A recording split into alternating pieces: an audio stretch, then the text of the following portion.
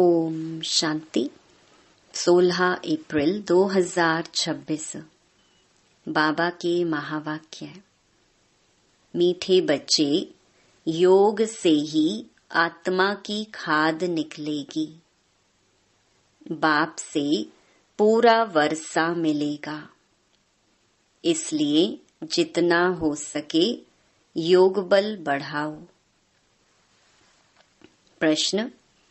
देवी देवताओं के कर्म श्रेष्ठ थे, अभी सबके कर्म भ्रष्ट क्यों बने हैं? उत्तर। क्योंकि अपने असली धर्म को भूल गए हैं। धर्म भूलने के कारण ही जो कर्म करते हैं वह भ्रष्ट होते हैं। बाप तुम्हें अपने सत धर्म की पहचान देते हैं, साथ साथ सारे वर्ल्ड की हिस्ट्री ज्योग्राफी सुनाते हैं, जो सबको सुनानी है। बाप का सत्य परिचय देना है। गीत। मुखड़ा देख ले प्राणी जरा दर्पण में। ओम शांति। यह किसने कहा और किसको? बाप ने कहा बच्चों को, जिन बच्चों को पतित से पावन बना रहे हैं। बच्चे जान गए हैं हम भारतवासी जो देवी देवता थे, वह अब 84 जन्मों का चक्कर लगाए सतो प्रधान से पास कर सतो रजो तमो, और अब तमो प्रधान बन गए हैं। अब फिर पतितों को पावन बनाने वाला बाप कहते हैं, अपने दिल से पूछो कि कहाँ तक हम पुण्य आत्मा बने हैं। तुम सतो प्रधान पवित्र आत्मा थे। जब यहाँ पहले पहले तुम देवी देवता कहलाते थे, जिसको आदि सनातन देवी देवता धर्म कहा जाता था। अभी कोई भारतवासी अपने को देवी देवता धर्म के नहीं कहलाते। हिंदू तो कोई धर्म है नहीं, परंतु पतित होने के कारण अपने को देवता कहला नहीं सकते। सतयुग में देवताएं पवित्र थे। पवित्र प्रवृत्ति मार्ग था, यथा राजा रानी तथा प्रजा पवित्र थे। भारतवासियों को बाप याद दिलाते हैं कि तुम पवित्र प्रवृत्ति मार्ग वाले आदि सनातन देवी देवता धर्म वाले थे। उसको स्वर्ग कहा जाता था। वहां एक ही धर्म था। पहला नंबर महाराजा महारानी लक्ष्मी नारायण थे। उनकी भी डायनेस्टी थी और भारत बहुत धनवान था। वह सतयुग था।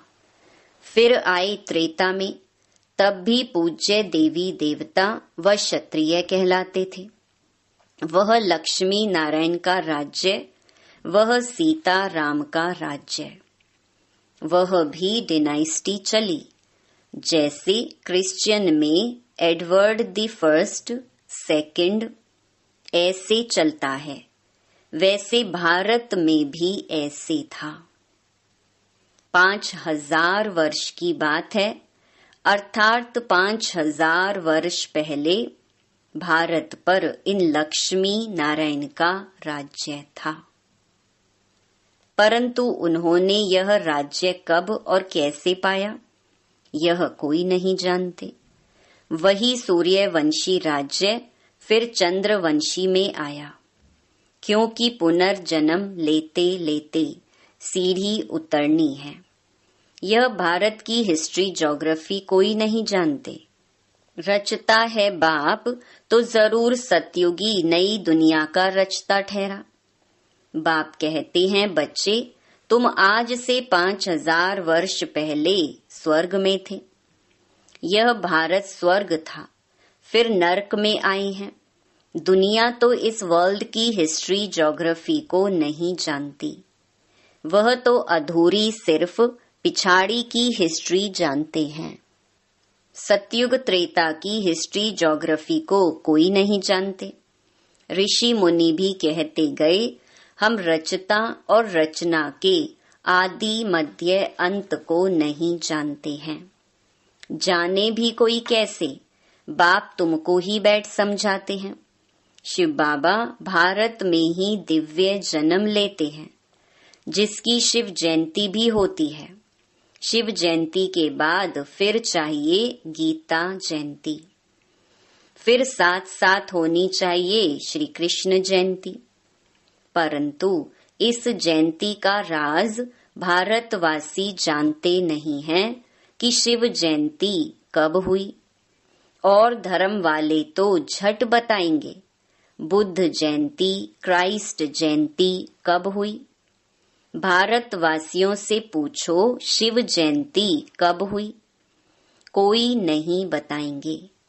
शिव भारत में आया, आकर क्या किया, कोई नहीं जानते। शिव ठहरा सब आत्माओं का बाप। आत्मा है अविनाशी। आत्मा एक शरीर छोड़ दूसरा लेती है। यह 84 का चक्कर है। शास्त्रों में तो 84 लाख जन्म का गपोड़ा लगा दिया है। बाप आकर राइट बात बताते हैं। बाप के सिवाय बाकी सब रचता और रचना के लिए झूठ ही बोलते हैं, क्योंकि यह है ही माया का राज्य। पहले तुम पारस बुद्धि थे, भारत पारसपुरी था। सोने हीरे जवाहरों के महल थे। बाप बैठ रचता और रचना के आदि मध्य अंत का राज अर्थात दुनिया की हिस्ट्री ज्योग्राफी बताते हैं। भारतवासी यह नहीं जानते कि हम सो पहले पहले देवी देवता थे। अभी पतित कंगाल इररिलीजियस बन गए हैं, अपने धर्म को भूल गए हैं। यह भी ड्रामा अनुसार होना है। तो यह वर्ल्ड की हिस्ट्री ज्योग्राफी बुद्धि में आनी चाहिए ना। ऊंच ते ऊंच सर्व आत्माओं का बाप मूल वतन में रहते हैं। फिर है सूक्ष्म वतन, यह है स्थूल वतन। स्थूल वतन में सिर्फ ब्रह्मा विष्णु शंकर रहते हैं। उनकी दूसरी कोई हिस्ट्री ज्योग्राफी नहीं है। यह 3 तबके हैं। God is one. उनकी रचना भी एक है, जो चक्कर फिरता रहता है। सतयुग से त्रेता, फिर द्वापर, कलयुग में आना पड़े। 84 जन्मों का हिसाब चाहिए ना, जो कोई भी नहीं जानते हैं, ना कोई शास्त्र में है। 84 जन्मों का पाठ तुम बच्चे ही बजाते हो। बाप तो इस चक्कर में नहीं आते हैं। बच्चे ही पावन से पतित बन जाते हैं, इसीलिए चिल्लाते हैं, बाबा आकर हमको फिर से पावन बनाओ। एक को ही सब पुकारते हैं। रावण राज्य में जो सब दुखी हो पड़े हैं, उनको आकर लिबरेट करो, फिर राम राज्य में ले जाओ। आधा कल्प है राम राज्य, आधा कल्प है रावण राज्य। भारतवासी जो पवित्र थे, वही पतित बनते हैं। वाम मार्ग में जाने से पतित होना शुरू होते हैं। भक्ति मार्ग शुरू होता है। अभी तुम बच्चों को ज्ञान सुनाया जाता है, जिससे आधा कल्प 21 जन्म के लिए तुम सुख का वर्षा पाते हो। आधा कल्प ज्ञान की प्रालब्ध चलती है, फिर रावण राज्य होता है। गिरने लग पड़ते हैं। तुम देवी राज्य में थे, फिर आसुरी राज्य में आ गए हो। इसको हेल भी कहते हैं। तुम हेवन में थे, फिर 84 जन्म पास कर हेल में आकर पड़े हो। वह था सुख धाम, यह है दुख धाम। 100% इंसॉल्वेंट। 84 जन्मों का चक्कर लगाते वही भारतवासी पूज्य से पुजारी बन गए हैं। इसको ही वर्ल्ड की हिस्ट्री ज्योग्राफी कहा जाता है। यह है सारा तुम भारतवासियों का चक्कर, और धर्म वाले तो 84 जन्म नहीं लेते हैं। वह सतयुग में होते ही नहीं। सतयुग त्रेता में सिर्फ भारत ही था। सूर्यवंशी, चंद्रवंशी, फिर वैश्यवंशी, शूद्रवंशी। अभी फिर तुम आकर ब्राह्मण वंशी बने हो। देवता वंशी बनने के लिए यह है भारत के वर्ण। अभी तुम ब्राह्मण बनने से शिव बाबा से वर्षा ले रहे हो। बाप तुमको पढ़ा रहे हैं 5000 वर्ष पहले मुहाफिक। कल्प कल्प तुम पावन बन फिर पतित बनते हो। सुख धाम में जाकर फिर दुख धाम में आते हो। फिर शांति धाम में जाना है, जिसको निराकारी दुनिया कहा जाता है।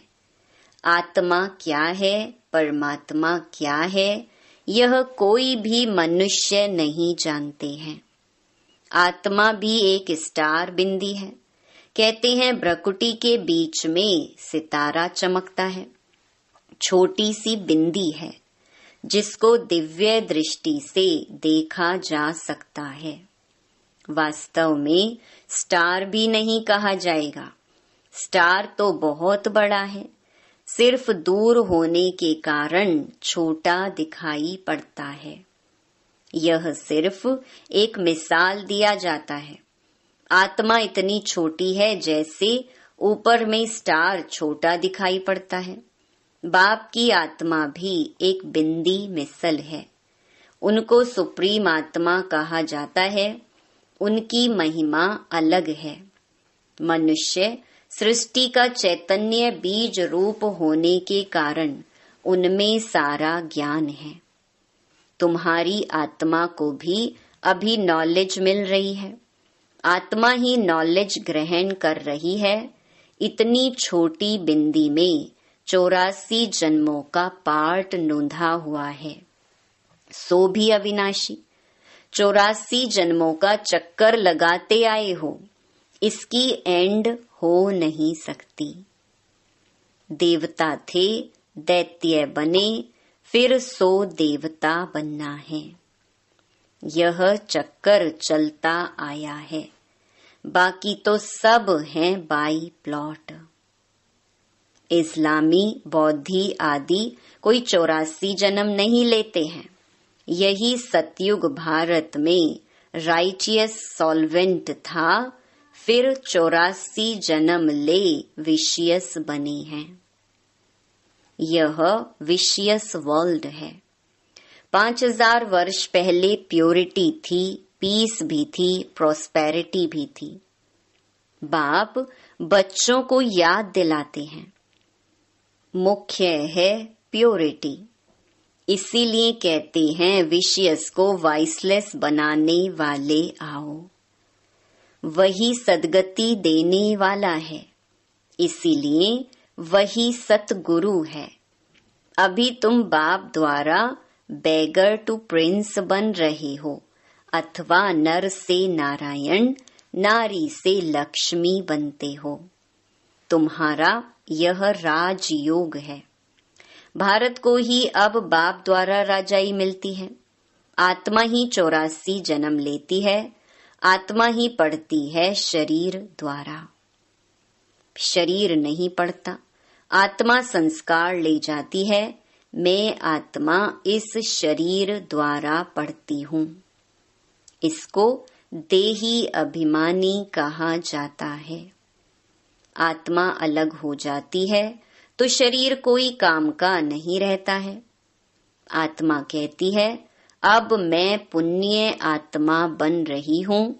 मनुष्य देह अभिमान में आकर कह देते हैं, यह करता हूँ। तुम अभी समझते हो हम आत्मा हैं। यह हमारा शरीर बड़ा है। परमात्मा बाप द्वारा मैं आत्मा पढ़ रही हूँ। बाप कहते हैं, माँ मेकम याद करो। तुम गोल्डन एज में सतो प्रधान थे। फिर तुम्हारे में अलॉय पड़ी है। खाद पढ़ते पढ़ते तुम पावन से पतित बन पड़े हो। अब फिर पावन बनना है, इसीलिए कहते हैं हे पतित पावन आओ। आकर हमको पावन बनाओ। तो बाप राय देते हैं, हे पतित आत्मा, मुझ बाप को याद करो तो तुम्हारे से खाद निकलेगी और तुम पावन बन जाएंगे। उनको प्राचीन योग कहा जाता है। इस याद अर्थात योग अग्नि से खाद भस्म होगी। मूल बात है पतित से पावन बनना। साधु संत आदि सब पतित हैं। पावन बनने का उपाय बाप ही बताते हैं। मामेकम याद करो, यह अंतिम जन्म पवित्र बनो।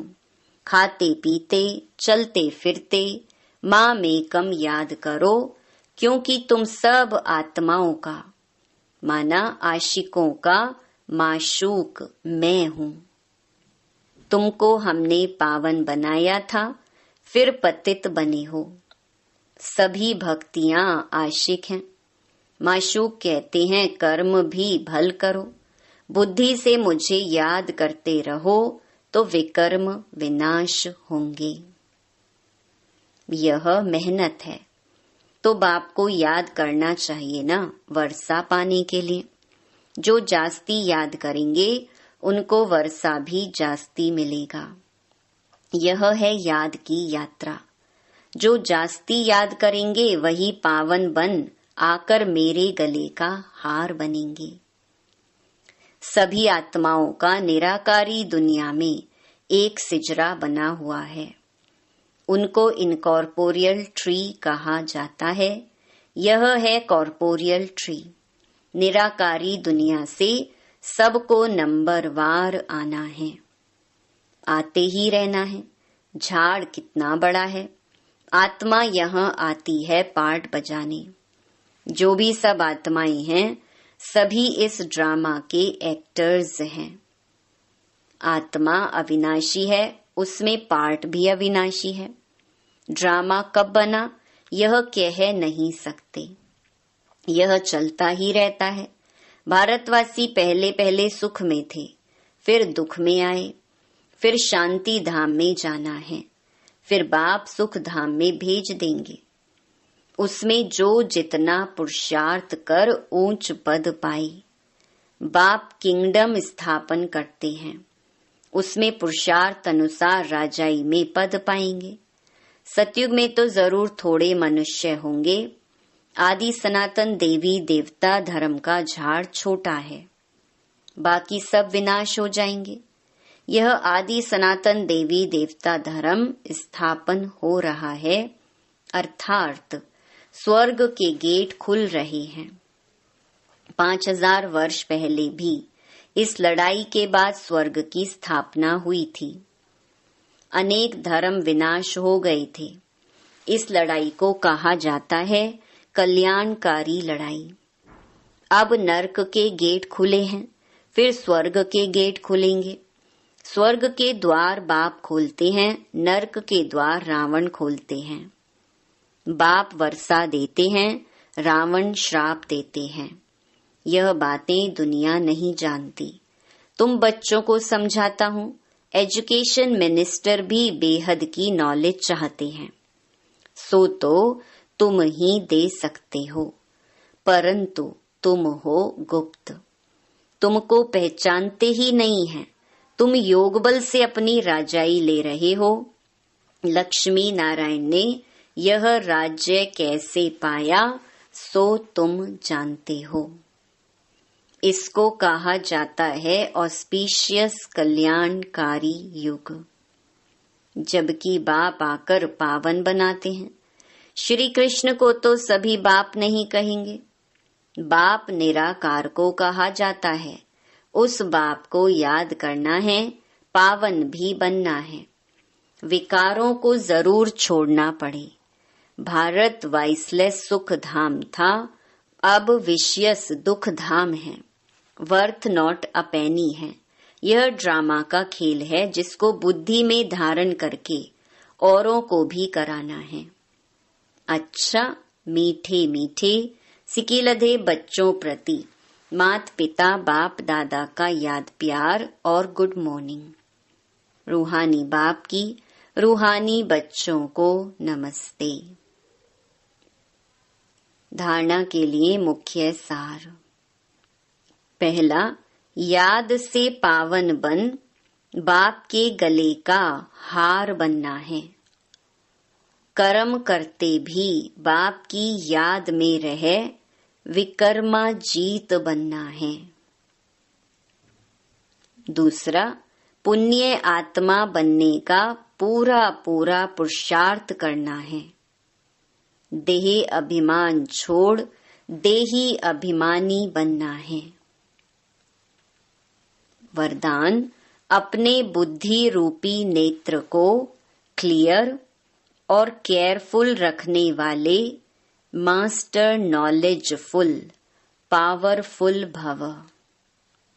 जैसे ज्योतिषी अपने ज्योतिष की नॉलेज से, ग्रहों की नॉलेज से आने वाली आपदाओं को जान लेते हैं, ऐसे आप बच्चे इन एडवांस माया द्वारा आने वाले पेपर्स को परख कर पास विद ऑनर बनने के लिए अपने बुद्धि रूपी नेत्र को क्लियर बनाओ और केयरफुल रहो।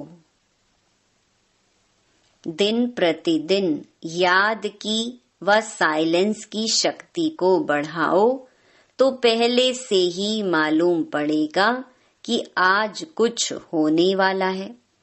मास्टर नॉलेजफुल पावरफुल बनो तो कभी हार नहीं हो सकती। स्लोगन, पवित्रता ही नवीनता है और यही ज्ञान का फाउंडेशन है। ये अव्यक्त इशारे महान बनने के लिए मधुरता और नम्रता का गुण धारण करो। आप बच्चों की चलन में मधुरता और मनसा में बेहद की वैराग्य वृत्ति हो। दोनों स्मृति रहें तो पास विद ऑनर्स बन जाएंगे। मधुरता और नम्रता, इन विशेष दो धारणाओं से सदा विश्व कल्याणकारी महादानी वरदानी बन जाएंगे और सहज ही स्नेह का सबूत दे सकेंगे। अच्छा, ओम शांति।